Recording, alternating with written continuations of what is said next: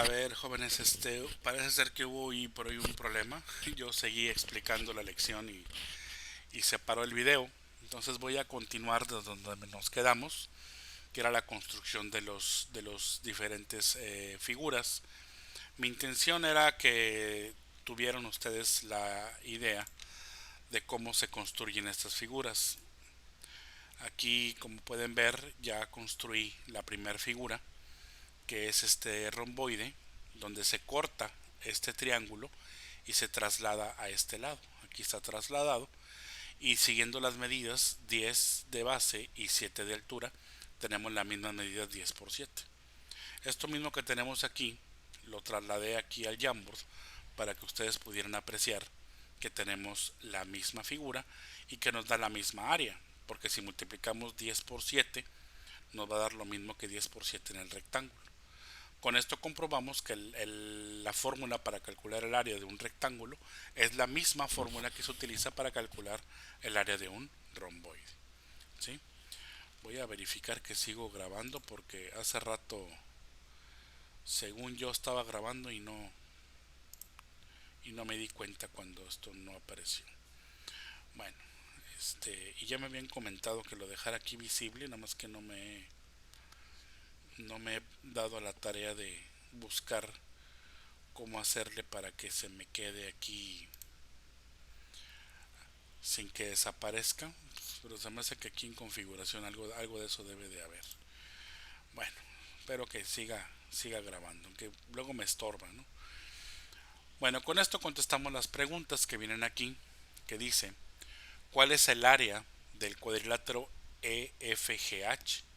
Que sería este cuadrilátero, perdón, este de aquí.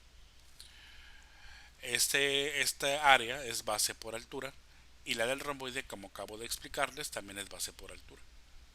Al completar el texto nos preguntan, ¿cualquier romboide puede transformarse en un rectángulo con la misma base y la misma altura? Yo le puse rec, pero ustedes pongan rectángulo, a mí no me cabe. Yo le puse h, ustedes pongan altura, que a mí tampoco me cabe toda la palabra, y si me cabe me va a caber muy fea, entonces no lo quise yo manchar, ¿no? Por tanto, la fórmula del área del romboide también es base por altura, como lo acabamos de ver aquí. Aquí únicamente me había faltado completar que aquí esta base pues es lo mismo que la base que tenemos acá, por eso le podemos poner aquí también base. Y esta altura, como no se modifica la altura, también tenemos h. Así que la fórmula para calcular el área de un rectángulo es la misma fórmula que se utiliza para calcular el área de un romboide. Esto ya a grandes rasgos. Ahora bien, el romboide MNOP, o sea este que tenemos aquí, se formó con dos trapecios, el CDEF, o sea este que está acá. Haz lo que se te indique. Y aquí también ya se hice la transformación de este lado. ¿Qué fue lo que hice? Bueno, únicamente copié dos romboides. Este romboide está aquí, o sea, este mismo está de este lado. Y luego lo roté 90 grados para que me quedara de cabeza y lo uní con este lado en común. De tal forma que aquí tenemos el primer romboide y aquí tenemos el segundo, pero pues está al revés, ¿sí? Esto lo podemos ver que esto ocurrió aquí, en esta parte de acá, ¿sí? Y únicamente lo acomodamos de esa manera. Bueno, una vez que se haya hecho eso, seguimos grabando. Discúlpeme, ya estoy ciscado. Una vez que hayamos hecho la transformación, vamos a sacar las medidas. O sea, este dibujo yo lo hice con medidas y vamos a calcularlo también con las fórmulas. Con base en las medidas del trapecio, bueno, más bien base mayor más base menor y altura, anota las medidas del romboide. La base del romboide pues es de aquí hasta acá. Recuerden que estamos agregando otro trapecio. Entonces, como tenemos dos trapecios, pues tenemos dos bases. La primera base pues es la base mayor del trapecio, que es esta que tenemos aquí. Pero la otra base es esta base pequeña, que es la que tenemos aquí arriba como sombrerito. Esta es la base menor. Por lo tanto, si yo quiero saber cuánto hay de m hasta n, pues tengo que sumar la base mayor más la base menor. Esa sería la base del romboide. No estoy hablando todavía de esto, estoy hablando nada más de esto de aquí. Acá lo puedo comprobar. Esta base mayor es 10, pero la base del romboide es 10 más 4, porque ese 4 es lo que mide la base menor. ¿Estamos de acuerdo? Luego dice, eh, ¿cuál es el área de ese romboide? Pues la base por la altura, ¿no? La base sería base mayor más base menor y la altura sería h. Por eso el área del romboide quedaría como base mayor más base menor por altura. Y en el caso numérico sería 10 más 4, que serían 14, multiplicado por 7. Y 14 por 7 nos da 98. ¿Sí? Ese será el área de todo el romboide. O sea, todo este romboide mide 98 unidades cuadradas. ¿Sí? Pero ojo, todo el romboide. Ahora, la del trapecio, si se dan cuenta, aquí le agregamos dos trapecios iguales. Por lo tanto, este trapecio debe de ser el 98, que es todo el romboide, pero dividido entre 2. Y esto nos va a dar 49 unidades cuadradas. Si lo vemos con fórmula, sería base mayor más base menor por altura, pero sobre 2. Y esta fórmula es la que ustedes ya conocen como la fórmula para calcular el área del trapecio. Completa el texto. La base del romboide MNOP es base mayor más base menor y su altura es h. Por lo tanto, su área será base mayor más base menor por altura. Pero cuando la superficie del trapecio CDEF, o sea, este de aquí, es la mitad de la superficie del romboide, que es lo que yo les explicaba acá, el área del trapecio, ¿cuál será? Pues será la misma, base mayor más base menor por altura, pero dividido entre 2, porque es la mitad. Y aquí tenemos ya la deducción de la fórmula. Y aquí lo hacíamos ya de manera numérica. La base mayor vale 10, la base menor vale 4, la altura vale 7. Y si sacamos la altura del romboide, sería 10 más 4, 14 por 7, 98. Pero entre 2, porque son dos trapecios, nos da 49. Aquí lo volví a hacer para que se dieran cuenta de esto. Y si calculamos el área del trapecio con la fórmula que ya obtuvimos, nos tiene que dar lo mismo. Es decir, base mayor más base menor por altura sobre 2, o sea 10 más 4 por 7, 98 entre 2, 49. Y nos da la misma cantidad. Por lo tanto, con esto comprobamos que efectivamente, si colocamos el trapecio por un lado del trapecio original, pero volteado, es decir, rotado 90 grados, podemos, 180 grados, no, sí, 180 grados, nos podemos dar cuenta que transformamos esta figura en un romboide del doble del tamaño del trapecio. ¿Sí? Y de aquí podemos deducir esta fórmula. Pero ojo, esto nada más es para deducir las fórmulas, para que sepan de dónde salieron. No es para que lo hagan cada vez que quieran calcularlo. Yo les recomiendo que ya se aprendan la fórmula a la que llegamos. Si nos pasamos a la siguiente página, tenemos ahora otra forma de calcular este trapecio. La forma en la que nos dicen que lo hagamos sería partiendo el trapecio en dos partes iguales, pero ahora de manera horizontal, partiendo la altura exactamente entre dos. Esto lo hicimos ya se los hice ya en AutoCAD para que vean cómo quedaba. Aquí dibujé la línea que divide el trapecio en dos partes iguales. Y si se dan cuenta, aquí tenemos la parte de abajo y aquí tenemos la parte de arriba. La parte de abajo queda tal cual, así como esta, pero la parte de arriba la tenemos que voltear 180 grados para poder hacer coincidir este lado de aquí con este lado de acá y formar un romboide pues más pequeño y alargado. A diferencia que el procedimiento anterior, aquí se forma un romboide pero de la misma superficie que el trapecio original. Acá en el ejemplo anterior se formaba un romboide del doble de la superficie del trapecio anterior. Por eso al final dividíamos entre dos. Aquí no. Aquí estamos nada más acomodando esta parte de este lado y por tanto no tenemos que dividir entre dos. Esa superficie va a ser la misma que tenemos acá, pero calculándola con la fórmula del área del romboide. Si nosotros hacemos este cálculo, fíjense bien, la base que tenemos ahora del romboide será también la suma de las dos bases, este 10 más este 4. O sea, 10 más 4 serán 14. La altura, pues al partir a la mitad del trapecio tenemos la mitad de la altura. Ya no tenemos 7, ahora tenemos 3.5.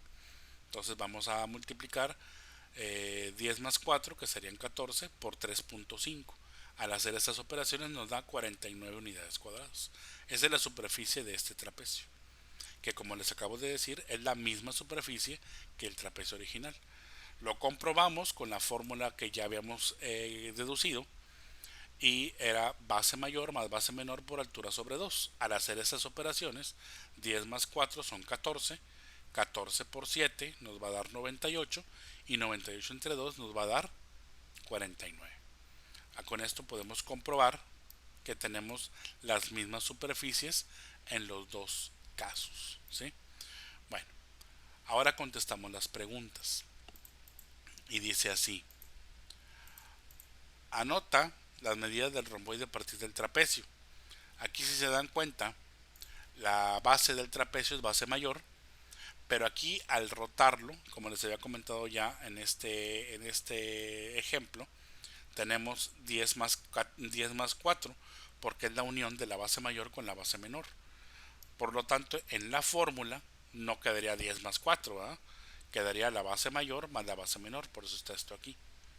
Y la altura del romboide no sería, aquí está en un error, no sería de h, sería de h sobre 2, porque la altura h es toda esta, pero al dividir en dos partes iguales, pues esta altura también se divide en dos partes iguales. Y si dividimos un entero en dos partes iguales, pues es un medio y un medio, ¿no? Entonces tenemos h sobre 2. Esa es la altura del romboide. Ahora, ¿cuál es el área del romboide? Base mayor más base menor multiplicada por la altura dividida entre 2. Ahora, la del trapecio, ¿cuál será? Pues será lo mismo, pero fíjense bien, a multiplicar base mayor más base menor multiplicado por la altura sobre 2, estamos multiplicando fracciones, donde la fracción del h sobre 2 es una fracción de medios, ¿sí? Y la otra fracción es un entero, ¿sí? O un número entero, que sería base mayor más base menor. Y todos los enteros tienen 1 como denominador. Cuando nosotros multiplicamos fracciones, multiplicamos numerador por numerador y denominador por denominador. O sea, base mayor más base menor por altura, que es esto de aquí, dividido entre 1 por 2. Y 1 por 2 son 2. Y nos queda exactamente la misma fórmula que habíamos visto en la página anterior, que es esta de aquí. Entonces, esta parte de aquí es lo mismo que hicimos en la página anterior, pero hecho con otra figura, o digamos que con otro método, ¿no? Pero insisto, son métodos de deducción. No tienen que aprenderse de memoria los métodos. Simplemente tienen que saber de dónde sale la fórmula para calcular el área de un trapecio. Ahora, aquí en el inciso D les había puesto esto de aquí para que ustedes mismos resolvieran de manera individual cómo se sustituirían las dos fórmulas. Primero, la fórmula que vimos esta de aquí, para que nos dé la fórmula que ya conocíamos. Bueno, de hecho es al revés. La fórmula del trapecio, que es base mayor más base menor multiplicada por la altura y luego dividido entre 2, y que corroboren que les da exactamente lo mismo si primero suman las bases y luego multiplican por la mitad de su altura, ¿sí? Eso lo van a sustituir. ¿Cómo lo sustituyen? Bueno, pues la base mayor vale 9, la base menor vale 2. O sea, aquí iría 9 más 2. Y luego después de 9 más 2 se multiplicaría por 4, que es la altura. Y 9 más 2 por 4 y luego entre 2. Y lo que les dé aquí tiene que darle lo mismo a sumar las dos bases, o sea, 9 más 2 multiplicada por h sobre 2. Y h sobre 2 es 2. O sea, 9 más 2 por 2. ¿Sí? Esto lo van a hacer hasta que lo sustituyan. Aquí es importante que lo hagan ustedes porque quiero darme cuenta cuántos de ustedes saben sustituir valores dentro de las fórmulas, ¿sí? Por eso se los estoy dejando a ustedes.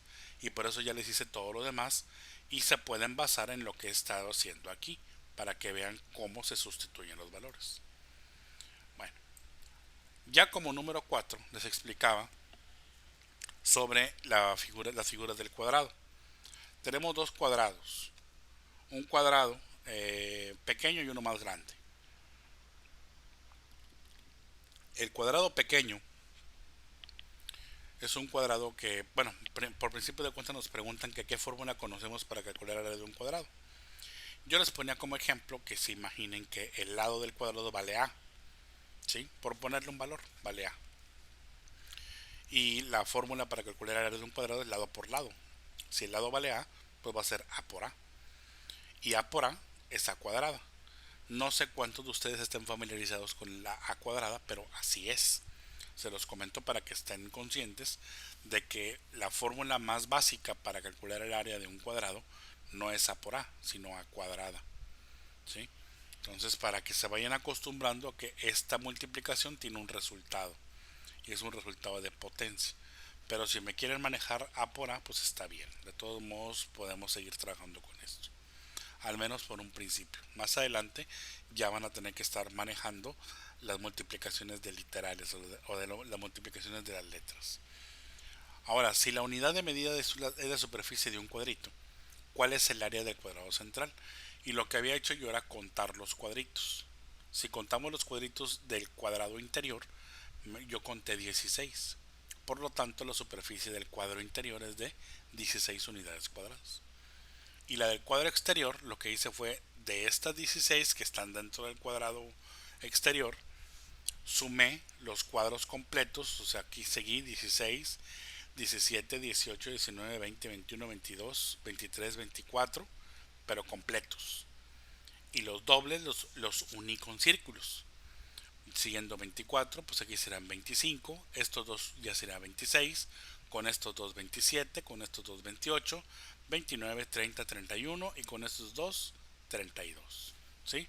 ¿Por qué? Porque en todos los casos, si se dan cuenta, la línea de los lados del cuadrado está partiendo exactamente en dos cada cuadrado de manera diagonal. Por lo tanto, pues cada cuadro de este tipo pues vale la mitad, ¿no? Y para que valga un entero, pues tengo que sumar dos de ellos.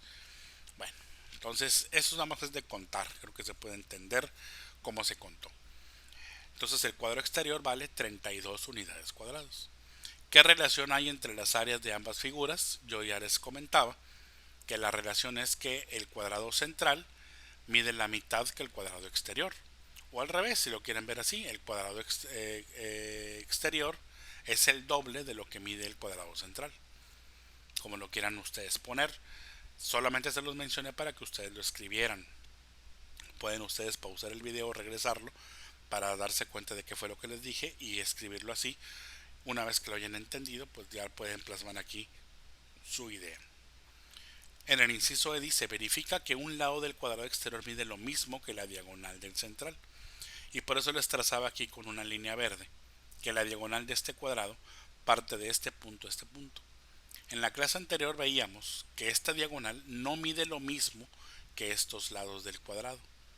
Pero eso no nos están preguntando. Nos están preguntando que si esta diagonal mide lo mismo que lo que mide el lado, uno de los lados del cuadrado exterior. Entonces yo lo que les decía es sumen cuántas diagonales pequeñas hay. Una, dos, tres y cuatro. Tenemos cuatro diagonales pequeñas. Y si medimos cuántas diagonales también pequeñas tiene el cuadrado exterior en uno de sus lados, uno, 2, 3 y 4. Por lo tanto, esta línea es la misma que tenemos aquí. Entonces, efectivamente, esta diagonal del cuadro pequeño mide lo mismo que uno de los lados del cuadro grande. Y luego ya viene la pregunta última, que es la que quiero que ustedes me contesten en base a lo que les voy a dar de información. ¿Cómo calcularías el área de un cuadrado usando la medida de su diagonal? Es decir, yo tengo un cuadrado, tengo el lado y el lado, pero quiero saber si yo tengo la medida nada más de la diagonal. Esta es una diagonal. ¿Cuánto? A ver, me quedó muy fea. Esta es la diagonal. ¿Cuánto o cómo puedo calcularla con esta medida de aquí? ¿Sí?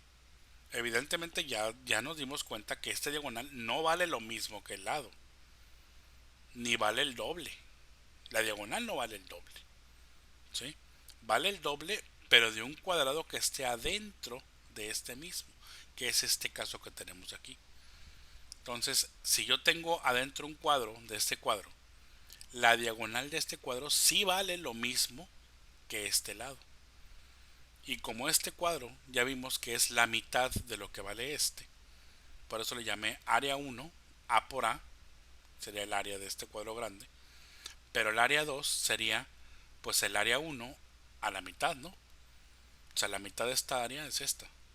Entonces, en lugar de ponerlo con respecto a los lados de este cuadrado, lo puse con respecto al área grande. Entonces, el área pequeña es la mitad que el área grande, ¿sí? Partiendo de eso, si el área grande es los dos lados multiplicados, o sea, A por A, y ya nos dimos cuenta que esta A mide lo mismo que la diagonal del cuadrado pequeño, pues por lo tanto la multiplicación de sus diagonales dividido entre 2 nos va a dar el área de un cuadrado. Una vez que hayan procesado esta información, hayan sacado sus conclusiones y me contesten esta pregunta con respecto a su criterio, quiero que me apunten en su cuaderno el concepto de diagonal, que es el segmento que une dos vértices no consecutivos de un polígono. Un ejemplo de un cuadrilátero es el siguiente y les pone este, pero la verdad es que también es lo mismo si fuera un cuadrado. Tenemos un cuadrado, vértices no consecutivos sería este y este de acá, y así sería la diagonal. ¿Sí? Entonces eso también es una diagonal. Entonces ojo, esto va en el cuaderno. Para esta lección lo único que tienen que escribir en el cuaderno es este concepto. Y lo pueden agregar entre los conceptos los apuntes de clase que ustedes deben de tomar, pues apunten este concepto, que es importante. Entonces en esto consistía la lección. Este es una lección corta, de hecho no me tardé mucho en grabarles todo el video, y ya que después de que me di cuenta de que no estaba grabando, pero en realidad pues es una lección pequeña. No nos lleva mucho tiempo como en otros casos, en otras lecciones que nos llevaba mucho tiempo hacerlo. Pues aquí fue una lección pequeña. Prácticamente le resolví todo, dejé un par de cosas nada más que ustedes resolvieron para que tengan toda la información, tomen los apuntes que tengan que apuntar, copien lo que tengan que copiar y contesten de manera correcta su lección. Les recuerdo que estas lecciones son las que yo estoy tomando de base para el examen parcial. Cuando yo les ponga el examen parcial, sobre esto se los voy a preguntar. Por eso se vuelve muy importante el hecho de que estudien los videos, porque solamente viendo la lección no se van a acordar en enero, por ejemplo, si les pongo el examen hasta enero, no se van a acordar de cómo le hicieron para resolver la lección. Por eso es importante que cuando estudien, lo estudien directamente del video. No les toma mucho tiempo y lo que sacrifican de tiempo al ver el video lo van a recuperar a la hora del examen, porque muchos de ustedes no salieron muy bien en los exámenes pasados y pues ahí es donde pierden puntos. Entonces tomen en cuenta que es importante verlos y que mientras más los vean, más fáciles van a resolver los exámenes que se les vayan a poner. Esto a grandes rasgos es lo que estábamos viendo. Este no me queda otra cosa más que despedirme. Ya había pasado a las diapositivas. Eh, una disculpa porque no vi que no estaba grabando el video. Ahorita ya que me doy cuenta que sí lo está haciendo, pues lo voy a tener que subir en dos partes. Vean las dos partes entonces, una parte como de 9 minutos y esta de 24. Y con eso ya estaríamos terminando la lección número 57. Nos restará solamente una para cerrar el trabajo de esta semana. Muchas gracias por la atención, jóvenes, y ahora sí me despido grabando. Hasta la próxima, jóvenes.